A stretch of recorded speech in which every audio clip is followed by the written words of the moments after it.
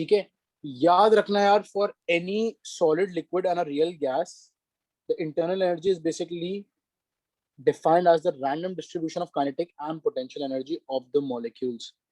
It is mentioned here.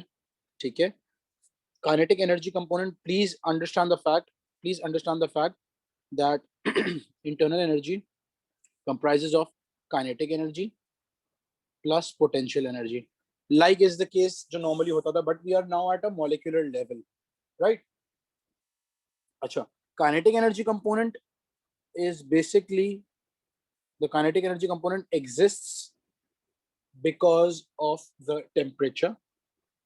ठीक है, temperature बढ़ेगा, मॉलिक्यूल्स वाइब्रेट करेंगे, या तो वाइब्रेट कह दो, या molecule start to move about, and when they move about their positions, right, they move with a certain velocity, right, and that is why we relate temperature with kinetic energy. We have also proven this in the previous class. Acha, potential energy is basically how the molecules are separated. So solids करीब करीब हैं, उनके बीच में intermolecular distance करीब कम कम है, तो definitely उनकी potential energy component जो है वो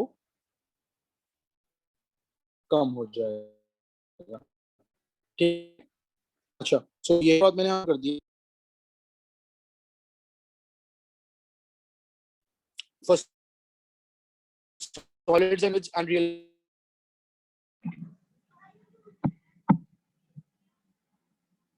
आपकी आवाज नहीं आ रही।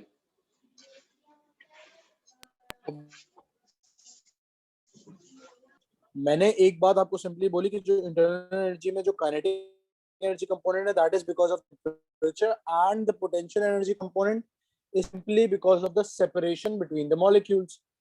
ठीक है, तो as a matter of fact कि अगर मेरे पास लेट्स से मेल्टिंग हो रही है, तो उसमें मेरे पास मेल्टिंग या बॉइलिंग हो रही है, तो molecules are moving further apart, मतलब कि पोटेंशियल एनर्जी बढ़ रही है।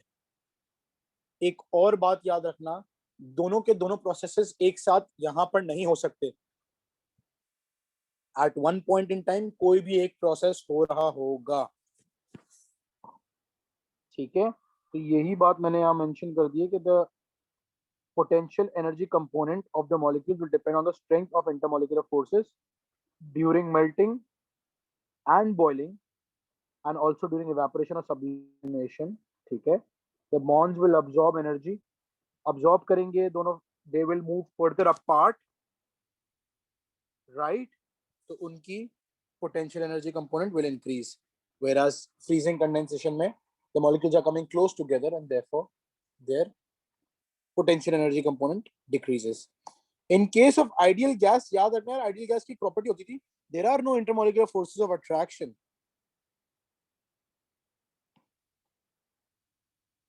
इंटरमोलिकुलर फोर्सेस ऑफ अट्रैक्शन नहीं है, तो मेरे पास पोटेंशियल एनर्जी नहीं है, पोटेंशियल एनर्जी कंपोनेंट है ही नहीं, बिकॉज आइडियल गैस में तुम्हारे पास molecules are far apart.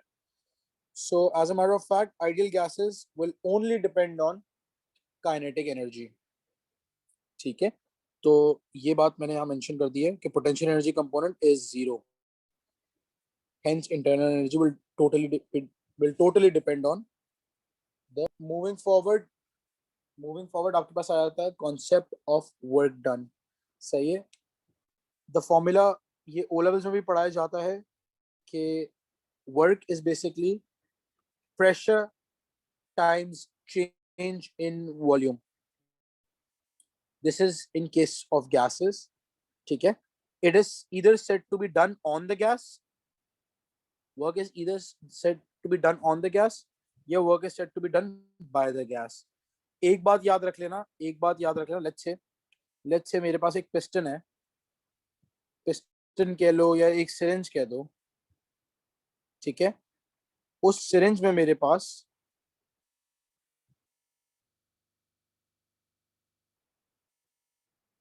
Gases trapped हैं.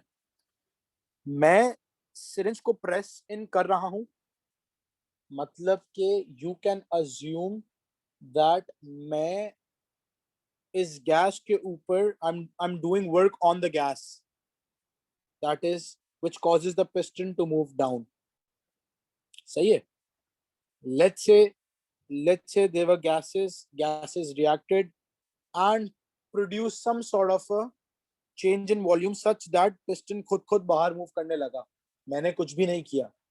This situation can be termed as work done by the gas.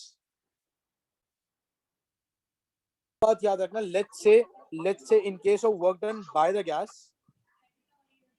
ठीक है, मतलब कि तुम्हारी गैस पिस्टन को मूव कर रही है. Expansion is considered to be positive quantity. ये हमने terms वगैरह बनाए हुए हैं, right? Whereas compression becomes a negative sign. However, for work done on the gas, compression is considered to be positive, whereas expansion is represented by a negative sign. Terminologies हमने बनाई है because let's just say कि gas molecules react कर रहे थे and as a result the piston moved out, meaning to say the work is done by the gas.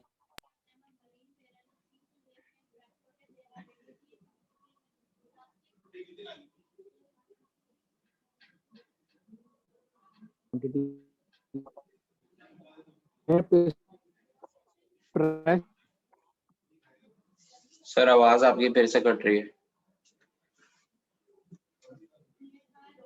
Let's say मेरे पास एक syringe में गैस है, ठीक है.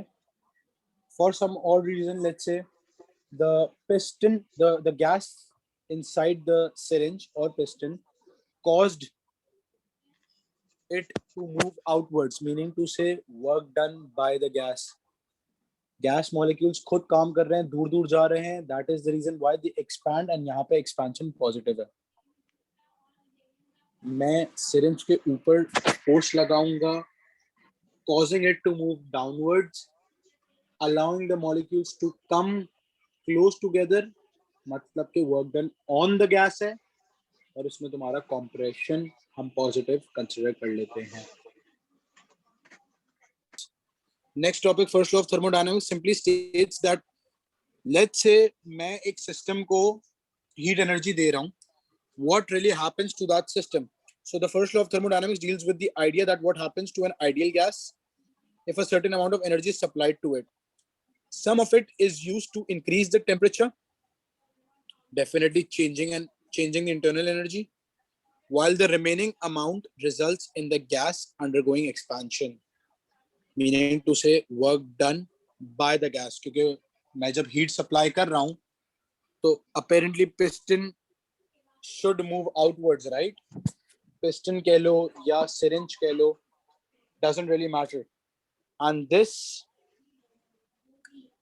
is termed as work done by the gas, and hence the first law can be expressed in the form the amount of energy that I am providing gets converted into a change in internal energy and work done by the gas. इसमें तुम्हारा expansion positive, compression negative. Let's say मैं terms को rearrange कर लेता हूँ. The above equation can be rearranged and alternately written in the form मैंने तुम्हारे पास delta Q is equals to delta U plus delta W, right? मैं उसको arrange कर लेता हूँ such that मेरे पास delta U यही रह गया, delta Q minus delta W हो गया, right? इनिशियली मेरे पास एक्सपेंशन पॉजिटिव था, कंप्रेशन नेगेटिव था, राइट? जब वो इस नेगेटिव से मिलेगा तो दोनों के दोनों रिवर्स हो जाएंगे, and that is why we call this work done on the gas. ठीक है, क्योंकि हम सिंप्लीफाई कर रहे हैं, ये नेगेटिव को वापस से नेगेटिव से मल्टीप्लाई कर देंगे just to simplify it off, ताकि we get another equation in terms of this work done on the gas. Moving forward यार, let's say मेरे पास एक कंटेनर है, container A, container B, right? The volume stands still, 2500 centimeter cube यहाँ पे, 1800 centimeter cube यहाँ पे. It was a closed container. Both the containers are well insulated. Well insulated simply means यार कि no energy can enter or exit, which means that the change in heat energy is zero. Right? So neither the energy will be allowed to enter the system or leave the system. Further, it says the tap is opened, assuming ideal gas properties. Use first law of thermodynamics to explain why the temperature in A changes. By the way, this is a past paper question. You are opening the tap, ठीक है? याद रखना यार, हमेशा high pressure to low pressure contents will move. ठीक है? Pressure has the driving force that causes the particles to move. ठीक है? आप नोटिस करो कि A में particles enter कर रहे हैं. They are causing a compression onto the already involved particles, right? ठीक है, तो ये बात मैंने यहाँ मेंशन कर दी है कि the tap is open, gas transfers from B to A because of high pressure in B, compression occurs in A because the molecular distance reduces, definitely, right? So आपके पास ये इक्वेशन थी, इस इक्वेशन में Q becomes 0 because it was a well insulated system. Change in internal energy, अच्छा, इस equation के हिसाब से कंप्रेशन इज नेगेटिव, तो मैंने उसको कंसीडर कर लिया. ऑपोजिट एंड ले जाऊंगा साइन को तो वो पॉजिटिव हो जाएगा. This means that the internal energy comes out to be positive just to counterbalance this and equate it to 0.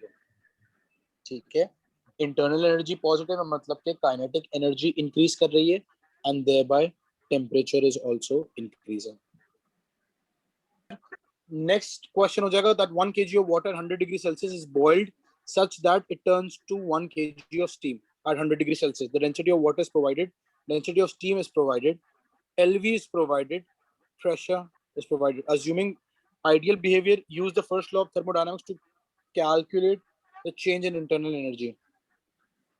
By the way, first law of thermodynamics आप सबसे पहले वर्क ऑफ कर लो. Delta Q is equals to delta U plus delta W. You need this quantity, change in internal energy, right? आप Q is equals to MLV से, because it is a boiling process, MLV से आप energy निकाल सकते हो, the heat energy that is being provided. By the way, you know for a fact that volume of water is mass upon density. मैंने उसको insert कर दिया, मेरे पास ये volume आ रही है, right? Volume of water, volume of steam, mass divided by density. Mass was provided, density was also provided. देख रहे हो? बेसिकली मैं ये कर क्यों रहा हूं? Because work done is equal to P delta V होता है, तो ये चेंज इन वॉल्यूम मुझे वर्क डन दे देगा, राइट? चेंज इन वॉल्यूम आ गया, इस फॉर्मूला में मैंने इंसर्ट कर दिया, work done is equal to P delta V, मेरे पास ये वैल्यू आ गई. And then I have Q, I have W, मैंने उसको इंसर्ट कर दिया इक्वेशन में, and I will realise that delta U comes out to be this value. U की वैल्यू अगर मैं इस फॉर्मूला से ले रहा हूँ, राइट, तो तुम अंदाजा लगा लो कि वो इस तरीके से है. मेरे पास चेंज इन वॉल्यूम को मैंने पॉजिटिव इसलिए ले लिया है because water is converting into steam, therefore the volume rises, which means there is expansion, right? इस फॉर्मूला में this is work done by the gas, जिसमें expansion तुम्हारी पॉजिटिव हो जाती है, तो मैंने उसको पॉजिटिव एंटर कर दिया, ठीक है? और उसको अगर तुम उस साइड पे ले जाओगे तब भी तुम्हारा आंसर यही आ रहा होगा. Moving forward, यार, when a solid converts into a liquid during melting, there is hardly any change in volume,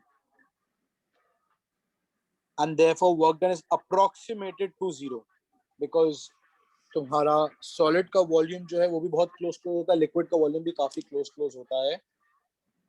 अच्छा, and no need to work that question out.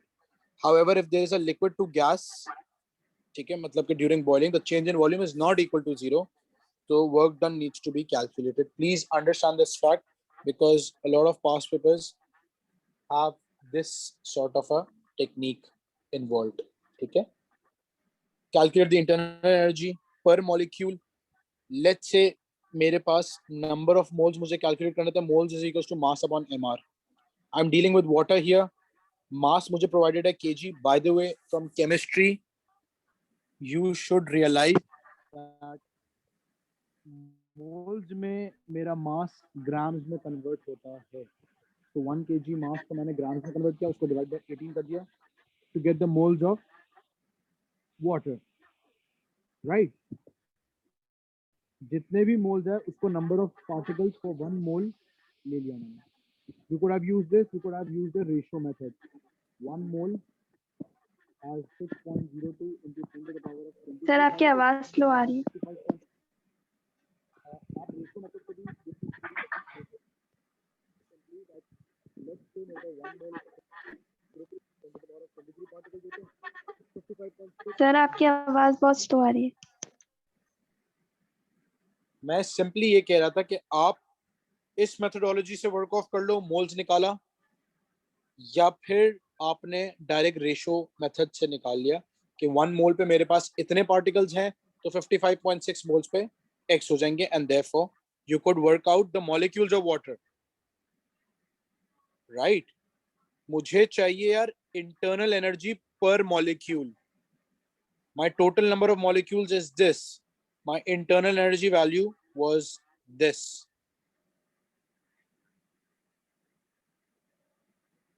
Was 2.09 into 10 to the power of 6 joules internal energy value, right?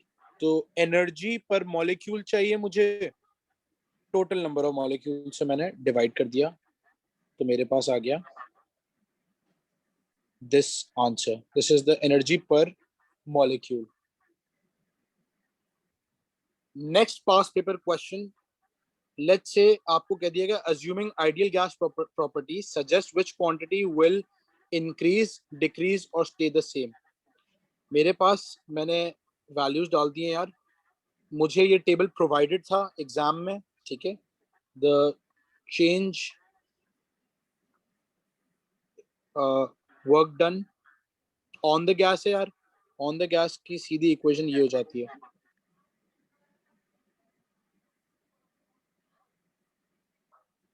ठीक है, आपसे कह रहा है compression of N ideal gas at constant temperature. ठीक है, constant temperature है, आइडियल गैस है यार. आइडियल कांस्टेंट टेम्परेचर का मतलब कि उसकी काइनेटिक एनर्जी कांस्टेंट है. कांस्टेंट का मतलब उसका चेंज वुड बी 0. सो ये बात आ गई, सही है. अच्छा, आपके पास आ रहा है यार कि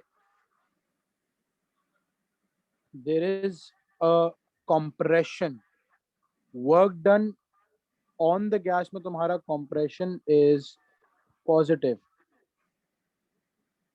तो अगर ये क्वांटिटी तुम्हारी पॉजिटिव हो गई, ये क्वांटिटी तुम्हारी 0 हो गई, तो don't you think this has to be negative to counterbalance the positive part?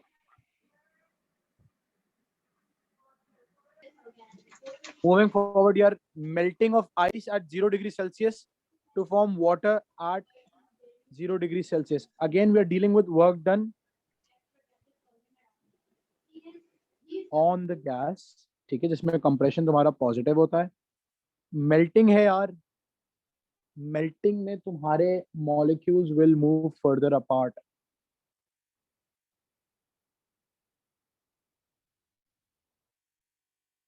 मैं again repeat कर देता हूँ. Melting requires energy to be supplied to the system, which means the energy supplied is positive. आप supply कर रहे हो जिसकी वजह से there's melting going on, right? The particle melts, the solid particles will melt. Solid to liquid transition है, we talked about it before, कि आपका change in volume जो होता है वो approximately 0 होता है, which means that the work done is also 0.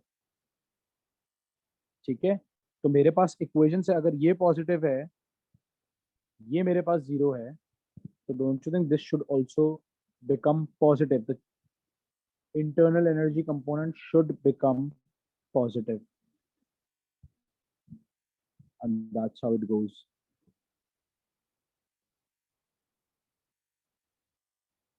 ठीक है यार. A gas undergoes expansion in a well insulated container.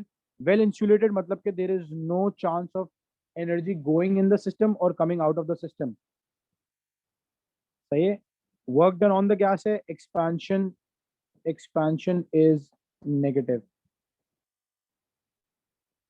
तो अगर मेरी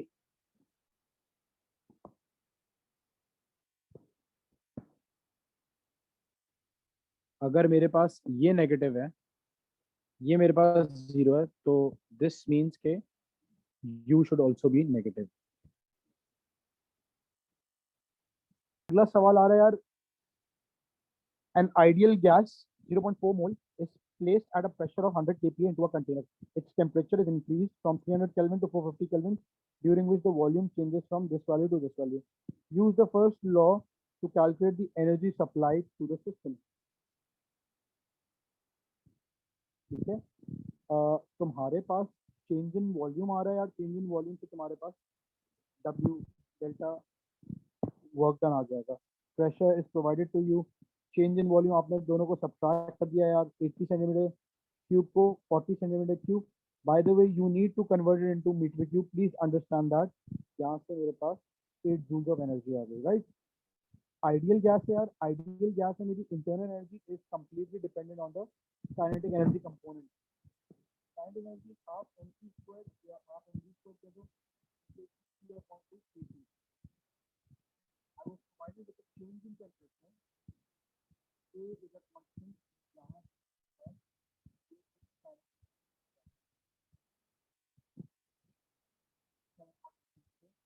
since it is ideal gas, I am using this methodology.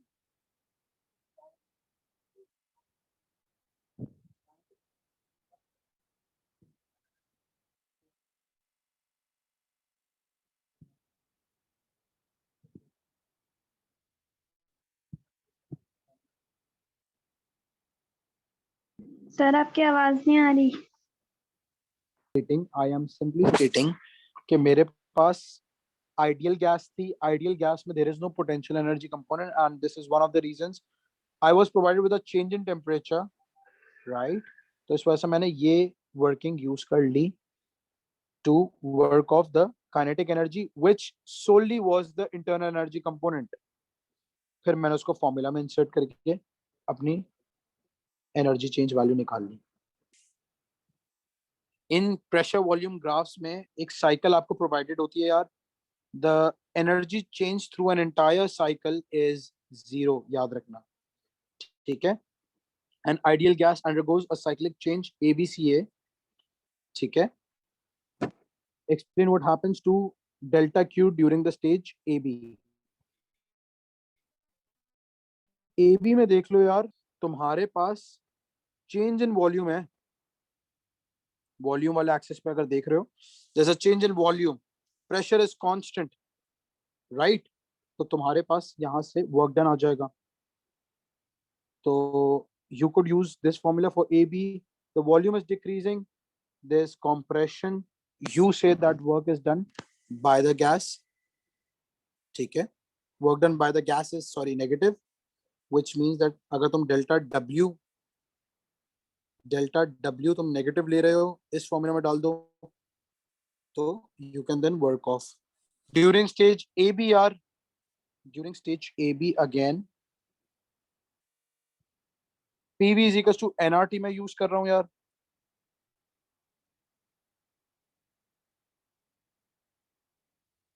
PV is equals to nRT. Volume is directly proportional to temperature because pressure is constant, right? So moles and R is also constant. So since volume is decreasing, temperature should also decrease as well, right? And therefore kinetic energy decreases and hence internal energy decreases. So this is negative, this is negative. So overall delta Q is also negative. मतलब कि energy is removed from the